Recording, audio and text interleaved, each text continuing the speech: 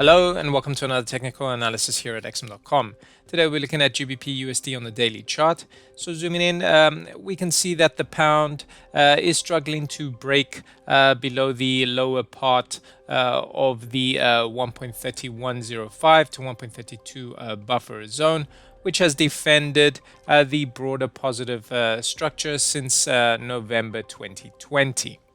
Now, the longer-term 100 and 200-day simple moving averages are endorsing the bearish trend, while the fresh dip of the 50-day SMA indicates that the downward trend has intensified. The falling Ichimoku lines, as we can see over here, suggest strong bearish forces are present, while the short-term oscillators are skewed to the downside. We can see that the MACD is diving deeper beneath its red trigger line, while the stochastic oscillator is conveying a strong negative charge below the 20 level.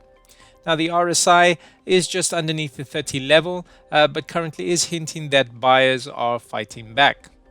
Now, if the 1.3105 barrier fails to keep negative pressures at bay, preliminary downside limitations could evolve around the 1.30 mark prior to the 1.2854 to 1.2913 support band, which stretches back to October 2020 lows.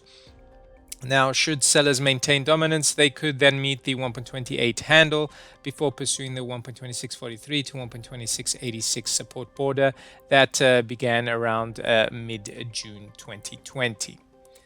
Otherwise, if the 1.3105 region provides buyers with positive traction back above the 1.32 level, downside defenses could commence around the 1.3271 inside swing low over here, ahead of the descending Ichimoku lines at 1.3311 and 1.3358 respectively.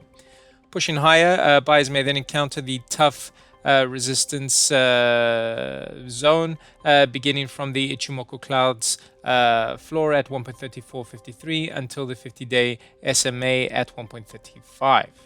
In the event the bulls pilot above the cloud over here, that could open the door for a test of the fortified 1.3620 to 1.3661 resistance band, which encapsulates the 200-day SMA. Now, summarizing, GBPUSD's short-term picture is looking increasingly bearish.